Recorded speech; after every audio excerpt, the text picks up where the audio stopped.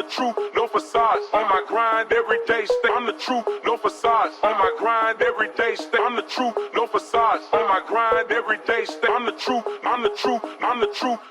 I flex when I step, self-made, that's a bet. In my zone, feeling blessed, not a clone, I'm unique. Counting wins, not the stress, with success on my crest. Heavy crown, but I'm strong, never bound to defeat. Riding clean, watch me gleam, elevate to extreme. 808s, hit the beat, my reflection's what I meet. Rocking jewels, breaking rules, my own path, power leads. I'm the one taking flight, hottest peak in my sight. I'm the truth, no facades, on my grind. Subjectivism is fine and good if you understand its limits. But groupthink and subjectivism as a goal is a dangerous road. It leads to silly beliefs, pointless debates, and a waste of a great deal of money. We have talked about scam companies, bad products, terrible marketing schemes, and shill reviewers. We have pointed out the misinformation and outright lies from audiophiles and audiophile channels. We've gone after big companies and small, all in the name of shining a bright light on the decaying hobby that is audiophilia. Today, I want to tell you a true story about a company that targeted subjectivists, about audiophiles who fell for marketing scams that should have been red lights, about reviewers who shilled the gear only to remain silent and ignore the fallout once the company went belly up. We are going to talk about LH Labs, how it took $6 million in crowdfunding and delivered few products. And we're going to talk about the audiophiles who became victims of a bait-and-switch operation, and victims of their own lack of critical thinking. This is the story of LH Labs. LH Labs at first went by another name. They called themselves Light Harmonic. Light Harmonic, the parent company, was founded in 2010. They released, at that time, their first DAC called the DaVinci. This was a halo product designed and marketed to wow the crowd with deep pockets. Back in 2010, it was sold for $30,000. The company still sells the DaVinci, but has now increased the price to $51,000. Maybe it has something to do with those tariffs. In 2013, Light Harmonic decided to branch off and use crowdfunding to develop new gear. Their subsidiary company was called LH Labs. LH Labs asked for funding on Indiegogo around December of 2013, and they regularly pushed Indiegogo campaigns through 2015. The first campaign was the Geek Pulse DAC. There were different versions and accessories to fund. LH Labs brought in about $3 million on this campaign alone. Over 13,000 backers pledged money. And then there was a second round of campaigning for the Geek Pulse. At this time, it brought in another $103,000. Quite a bit less, but still a substantial amount of money. In 2014, LH Labs started a separate project, which they called the Geek Wave. This was a digital audio player which allegedly was made for, quote, discerning ears. This campaign brought in over $1.6 million with over 9,500 backers.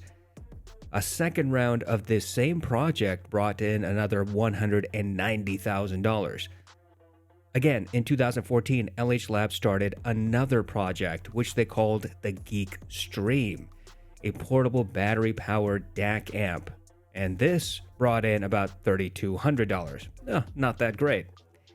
In 2015, LH Labs started their next campaign. This was the ViDAC, a tube hybrid DAC that claimed to be ultra-high performance. This project brought in over $283,000 from 1,100 backers. Later in 2015, LH Labs started another campaign called the Geek Out 2. This appeared to be a more complete version of the Geek Stream. This project was funded with over $364,000 and 1,200 backers. And finally, in 2015, LH Labs released their last campaign. This was for an analog amplifier, DAC, and preamp. There were various versions and combinations that you could support. and the project raised almost $94,000 for 250 backers. And by the way, campaign after campaign after campaign just pushed back the delivery dates of the prior campaign product, which meant that whenever people poured in money, it just ended up being used to campaign for the next product. And nothing was being delivered from 2013 to 2014 through 2015, despite new products being released on Indiegogo with flashy website logos and all sorts of wonderful subjectivist nonsense information. And of course, the comment section for each of these campaigns developed into an argument about why these new products, which nobody had ever seen or used yet, were going to be amazing. And then, after 2015, this company went silent on Indiegogo. Numbers are not entirely accurate on Indiegogo. Assuming that the funding pages are relatively reliable indicators of the money raised, then LH Labs brought in over $5.6 million in a span of about 2 years. That is no chump change. With small ideas, LH Labs was able to gather a tremendous amount of money. And with each new iteration of projects, people continued to pour money into vague product descriptions and sky-high promises. Some of the early reviews of the first Indiegogo project were positive. People posted on hifi that the Geek Pulse, their first campaign, was a great product for less money than competitors. Some received their units later than expected, but when they did finally have a chance to listen, these people were also just blown away. LH Labs also got their Geek Pulse on Z Reviews, which is not very hard because you can send anything to Zeos. Zeos did his usual best to promote the gear and evidently had no trouble complimenting the product. Review sites like What Hi-Fi also gave positive feedback for other LH Lab products. But murmurs of concern started to build among backers. Despite initial positive spikes, people began to question LH Lab's veracity. Remember, this is after 2015, after a couple of years of raising more and more and more money, and people actually adding up the amount of money that was raised. One of the issues was the number of variants the Geek Pulse had. A Reddit post summarized all the different types of Geek Pulse upgrades someone could order and explained how each upgrade was a different price bracket. If the confusing number of variations was not enough, people grew impatient with the continual delays in orders. Those who had backed the Geek Pulse in 2013 were still waiting for their products 2 years later. Then there was the trickle of negative reviews. The most noteworthy was from the YouTube channel Lachlan Likes a Thing, a fantastic resource for down-to-earth audio advice and reviews. Lachlan reviewed the Geek Pulse and spoke of serious issues that made him uneasy to use or recommend the device. Similar complaints began to surface in forums. People's units died suddenly, or the headphone output shorted out, or the Geek Pulse killed headphone drivers. I tried to research this as much as I reasonably could, but the fact is that there were contradictory reviews from sporadic sources. Of course, you can never shout down the positive reviews from these so-called review sites. Some forums were no more than one post providing glowing comments. Others were lengthy forum posts regarding delayed shipments, but still hopeful audiophiles nonetheless. A few contained cautionary tales of units that did not perform as promised.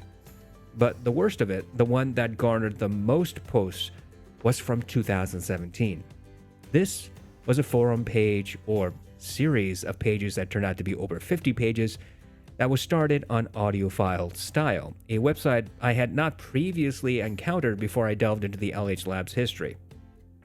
The initial poster complained that he spent $8,000 to back Indiegogo projects for LH Labs and had not received a single thing. He had been waiting for 2.5 years by that point, and LH Labs kept telling him to wait. This forum invited guesswork into what happened. Some people suggested that LH Labs bit off more than they could chew, that they promised and could not deliver. This was putting it mildly. They said that the Geek Pulse, the first project, caused a lot of problems in development, hence the delay, so just keep your temper. Others commented that LH Labs knew about the Geek Pulse problems and needed to distract people with new, flashier products.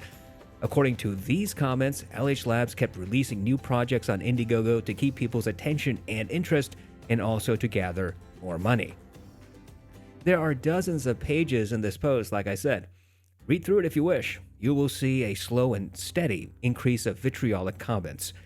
The first post was merely an understandable complaint and request for feedback, but that opened the door for others to employ emotionally charged comments and accusations, which by that point seemed pretty well deserved. The sad part is that all of these people had legitimate issues, and those complaints did not stop in 2017 when the post was initially started. Complaints continued to flow into 2019 and 2020. Apparently, some backers tried to file a criminal complaint in California. Some tried to sue. Some kept a running log of those who never got their orders. I stumbled into page 37 of this forum, where more personal attacks against LH Labs employees were made. There were accusations that certain people at LH Labs deleted forum posts which complained about LH Labs products, bad customer service, etc., etc. Some people believe that LH Labs had the power to delete those posts on hifi and continue to repeat such statements, which of course is not true. When a representative from LH Labs responded and claimed that he had no power to delete posts on hifi, he was called a liar. Kura Wong, our friend Kura Wong, the ever subjectivist from Australia, had to step in and clarify that the representative was in fact correct. The posts were deleted by forum moderators. I wonder why. The vitriol and continual complaints got bad enough that LH Labs completely ditched the LH Labs name. They continue to do business as Light Harmonic. Stopping all business under LH Labs did not help the situation and instead made LH Labs look even more shady. I mean, could you look more shady? Needless to say, the complaints and accusations of theft, lying, and derogatory comments regarding LH Labs and its employees continues to this day. There is a big problem with trying to untangle this mess because, frankly, I've been untangling it since about 2021. It has to do with the constant complaints that lack tangible facts and rely instead on emotional statements. Look, I understand being stiff. Whether you spent $1 or $10,000, when you put down your money for a project, you deserve to get what you paid for. Or at least get your money back if you didn't get anything. There is no excuse for any company to take money and not deliver. Delays are understandable. Deadlines often get missed. Unplanned accidents happen. I mean, look at the AAA gaming industry. Reasonable people are aware of such issues and can usually be flexible. But you really cannot flex nearly 7 years of waiting for a product that never arrived.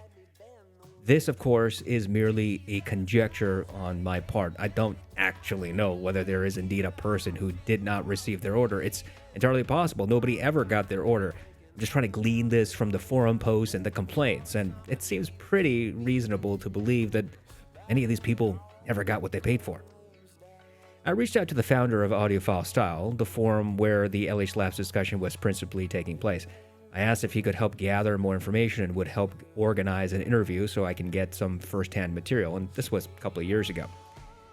While conducting background research, I found a Reddit post titled, LH Labs Stole Campfire Audio Design, and that got me interested. It led me to another forum on Super Best Audio Friends. The bottom line from that post from Super Best Audio Friends is that Ken Ball, the owner of Campfire Audio, made some stunning allegations of intellectual property theft. Ken claimed that LH Labs and Campfire were talking about some type of collaboration. Campfire sent LH Labs an IEM to try, ostensibly to figure out how LH Labs could contribute. Ken said that LH Labs did not return one of the IEM samples, even though Campfire asked multiple times. The two companies, as you can imagine, had a falling out. Then shortly afterwards, LH Labs released their Stella IEM. Ken believes that LH Labs stole the driver design of the sample Campfire Audio sent and incorporated that design into the Stella. I will quote Ken's post. Quote, for LH Lab to rip off our design and to charge $1,500 for copied IP is pretty scummy, low life, bad taste, and should be an insult to anyone who enjoys this hobby." End quote. Later on, the Superbest Audio Friends post, LH Labs submitted a comment in response to Ken's. The response seemed to have more details than what Ken gave. LH Labs denied stealing any designs, and they said they never had nor would ever have invented or intended to steal Campfire Audio's work. This allegation was raised on hifi as well, and LH Labs' related account named Stuck Limo responded. Stuck Limo said that the Campfire IEM was different from the Stella and that the Stella was completely independent. Regardless, with the undelivered Indiegogo order still causing significant customers' dissatisfaction, LH Labs really did not need yet another scandal, especially involving a company that, to be honest, most audiophiles kind of are okay with. Once Ken Ball made his accusations, many people joined the debate and rendered their personal opinions. Some individuals made either borderline or outright racially charged comments regarding Larry Ho, the founder of LH Labs, which, quite frankly, was not called for and was deeply offensive, I'm sure. A few people asked for more measured responses and more evidence of IP theft, but frankly, that never came about. It was taxing to read through the commentary after commentary of vitriolic hate-filled statements by those who were allegedly ripped off, and okay, I say allegedly because, again, I can't prove it, but let's just say I really do want to believe them. On the one hand, their reactions were completely understandable. On the other hand, the constant personal insults, not just against LH Labs employees, but also anyone who disagreed with those who complained, at the very least, distracted from the purpose of that forum post. In fact, the hate and disgusting commentary is largely from the audiophile community, and specifically by those who either were directly affected by LH Labs or by those who take great pleasure in causing as much chaos as possible. It is difficult to piece together what really are the issues when new allegations pop up distracting from the original concerns. Moreover, it is near impossible to distinguish between factual comments and personal beliefs. Some rightfully called out LH Labs, while others made or repeated accusations that remain unsupported to this day. I'm going to break down the two overarching problems, at least as I see them. First, LH Labs failed to deliver on their crowdfunding products. They took more than $6 million once you count all the money in, and could not ship all the units, or frankly, most of the units from what I can understand. But this was more complicated than failing to ship products on time. It involved an ever-changing product schedule. The Geek Pulse, for example, had so many variations, so many different implementations that people began using spreadsheets to make sense of it all. Consequently, a backer might fund the bottom-barrel Geek Pulse and then realize he must pay more to get features that were not specifically addressed before. This, in basic terms, resulted in an upgrade chain causing more confusion. It left initial backers dissatisfied with their purchase. Some may have even felt prodded to put more money into the pot. It gets worse when you consider that LH Labs kept putting out more Indiegogo projects before the first project was complete. You hopefully can understand the frustration customers felt when they learned 2 years after paying for their Geek Pulse that LH Labs was working on a totally different project and customers were still waiting for their 2-year-old orders. The compounded issues left a very sour taste for many people, understandably. And based upon what I read, it appears some positive reviews of the Geek Pulse and other projects further fanned the flames. How dare you review sites give LH Labs positive reviews when, according to some customers, LH Labs had yet to deliver on the very first promise? A very legitimate question. This was a perfect soup of toxic fumes. The second problem that I see in all this was the ever-increasing vitriolic attitude by the audiophile community towards LH Labs. No matter what LH Labs said, people were inclined not to believe it.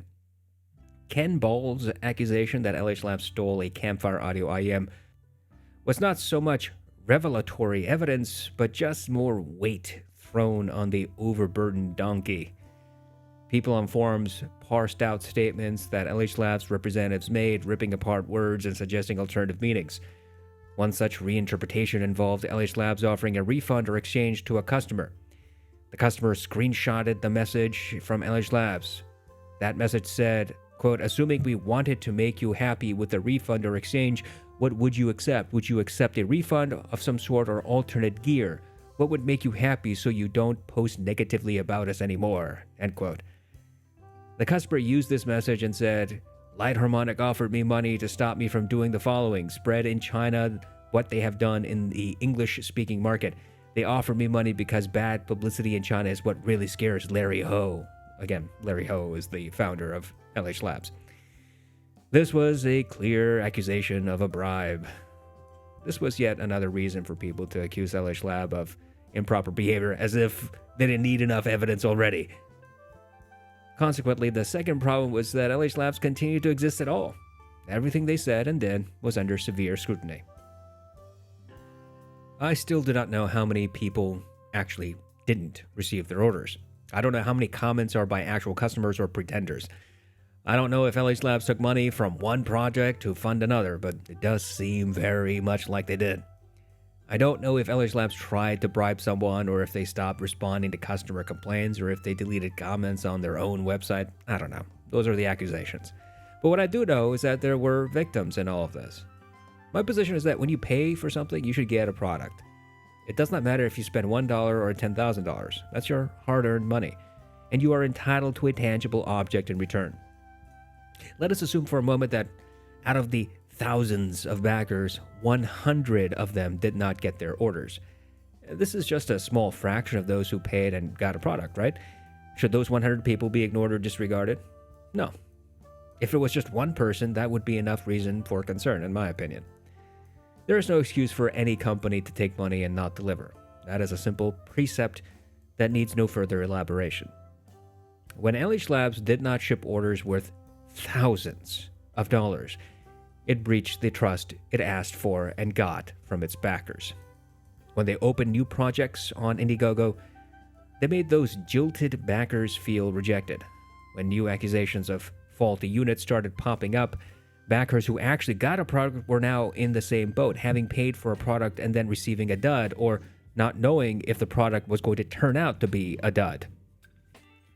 To make matters worse, there were indications that LH Labs was not particularly quick to solve problems.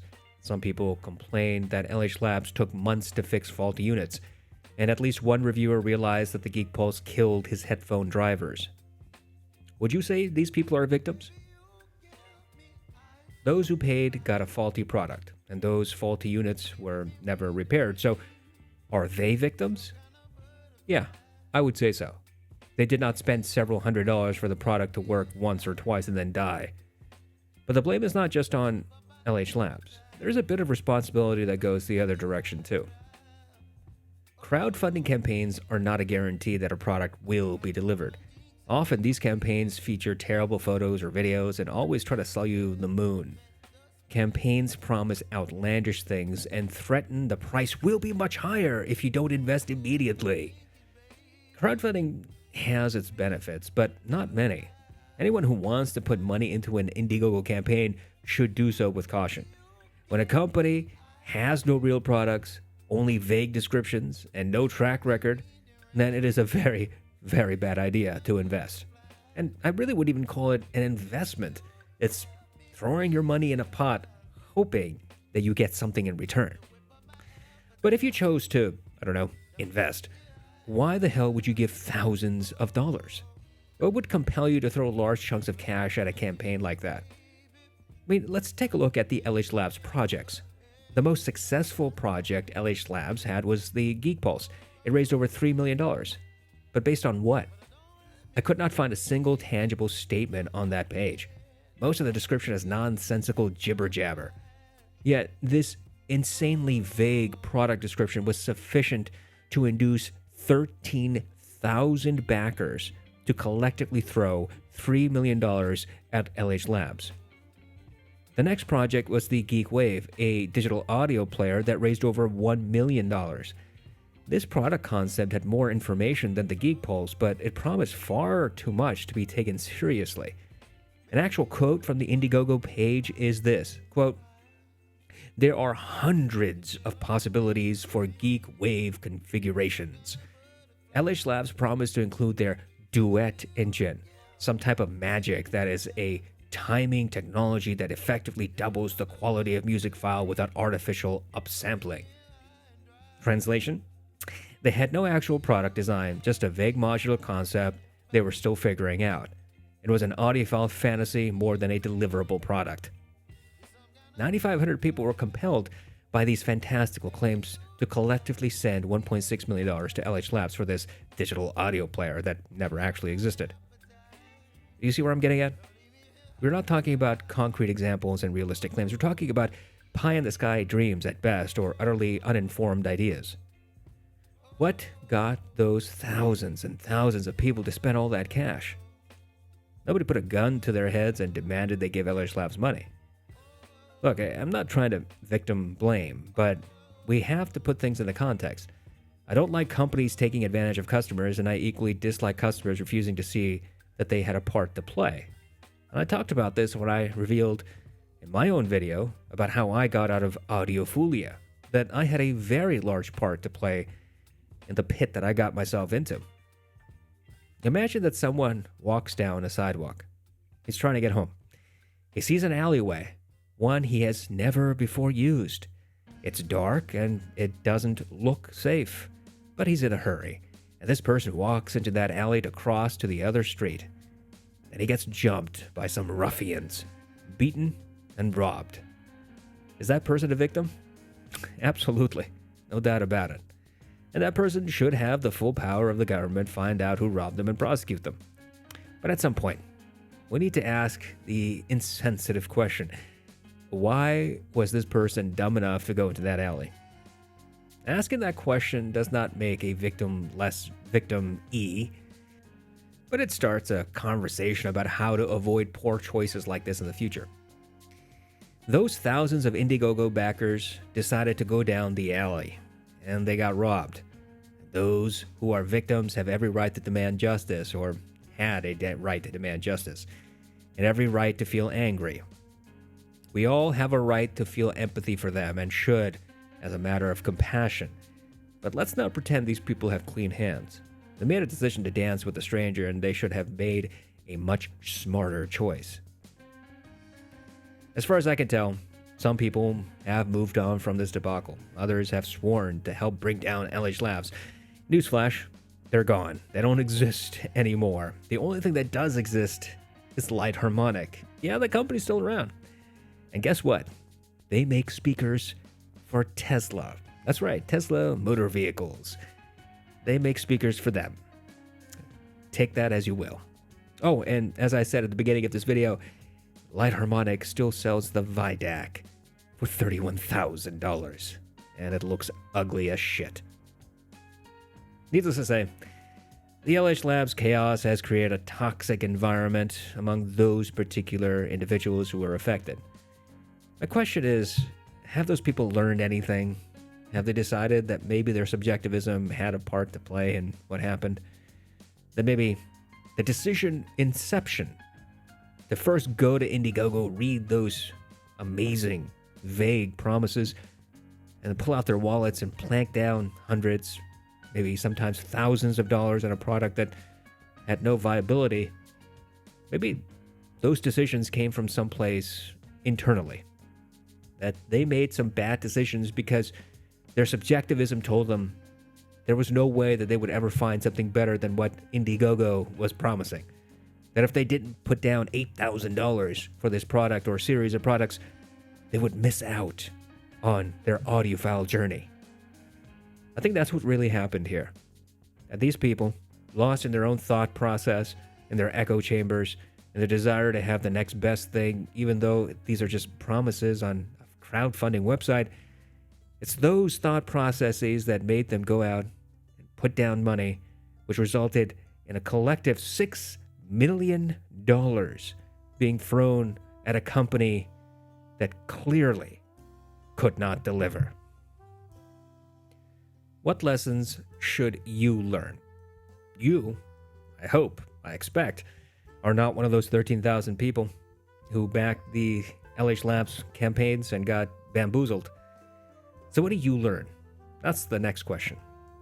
Well, don't buy into audiophile bullshit. That's lesson number one. People get themselves worked up over stupid promises, pointless measurements, and mentions of jitter clocks or sample rates or power output.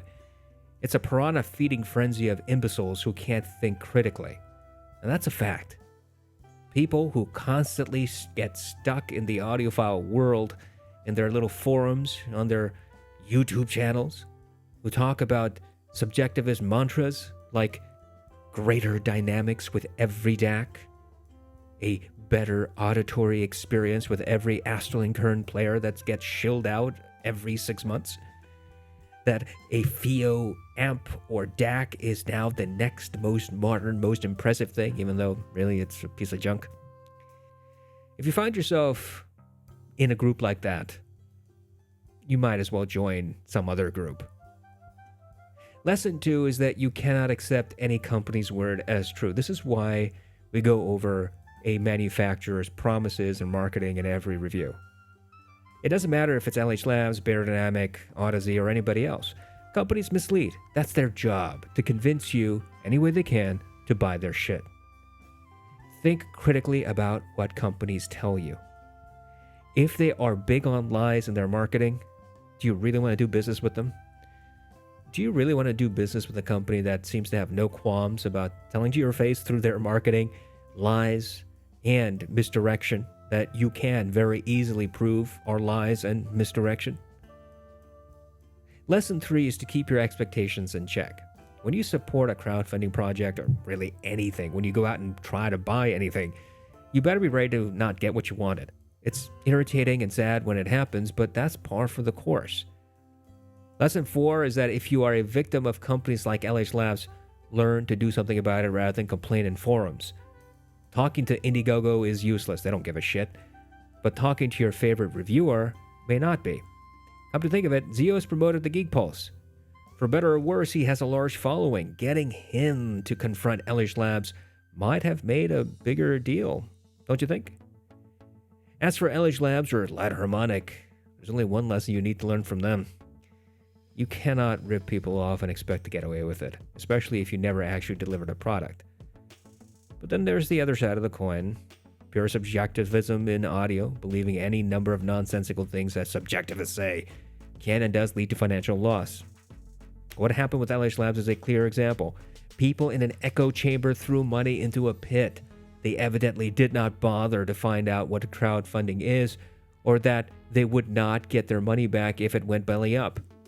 And most horrendous of all, some of these people, after seeing their constant delays and shady business practices after not receiving the gear they actually paid for, these same people continue to do business with LH Labs, continue to pour in more money and for newer gear that they may never have gotten to this day.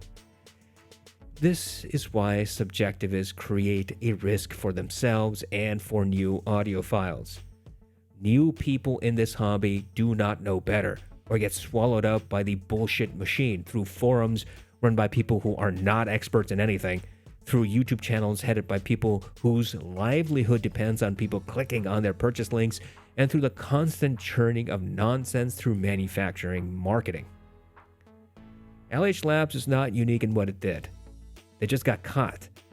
There are plenty of other companies that still haven't been.